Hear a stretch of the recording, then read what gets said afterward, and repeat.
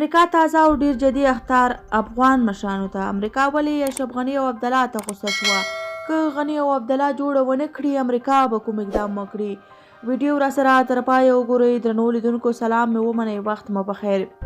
پامپیو که طالبانو سره جوړ جاړی ونه کړي سرتیري باسو.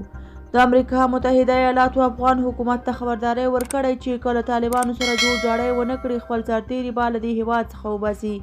د NBC تلویزیون د راپور له مخې پومپیو پر افغان مشرانو غږ کړی چې له وسلوالو طالبانو سره جوړ جاړی وکړي او په وینا یې که دا خبرې بې پایلې پاتې شي ذمهوار یې خپله ولسمشر غني او ډاکټر عبدالله ده.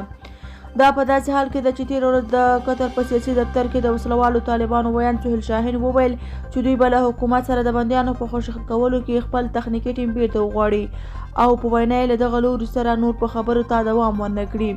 حکومت ویلي چې هغه 15 طالب بندیان نه خوشي کوي چې په لویو جنایتونو او لویو برتونو په پلان کولو کې لاس لري، خو طالب ورپکې د همدې کسانو پر خوشي کولو ټینګار کوي. په ورته وخت کې د سیاسي چارو شنونکي په دې باور دي چې وسلوال طالبان د سولې لپاره نه بلکې د یوې بلې جګړې لپاره تیاری نیسي او امریکا به یې هم پر وړاندې بې پروا دریځ خپل کړي.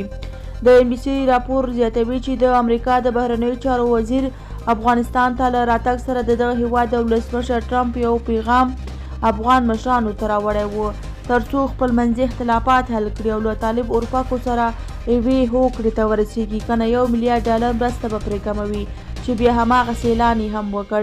امریکایي چارواکي ویلي چې پومپیو ډاکټر عبدالله ته هم ویلي چې ولسمشر غني څخه ملاتړ اعلان کړي ځکه په وینا یې ټرمپ په کابل کې یو ټیم یوه جګړه غواړي، خو عبدالله هماغه وخت مایک پومپیو وړاندیز رد کړی و.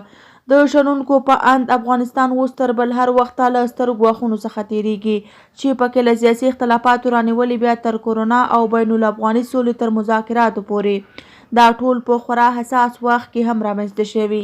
د ولسمشر غني او عبدالله ترمنځ د پخلاینې لپاره پخوانی ولسمشر کرزی او استاد سیاف او یو شمېر نور سیاسي ستورو له مخې هلې ځلې پیل کړي دي او د 2 ورځې وړاندې د خبرو د پرمختګ په پلمه ولسمشر غني د نوې کابینې د غړو معرفي کول هم 15 ورځو لپاره وځنډول.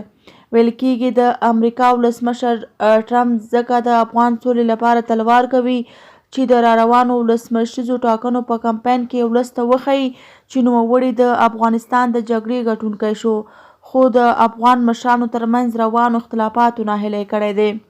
دا وه زموږ د نن ورځې ویډیو. که ویډیو مو خوښه شوې وي نو زموږ ویډیو لایک او زموږ چینل سبسکرایب کړئ. له توجه څخه مو نړۍ مننه. تر بیا ښې جارې ولرئ.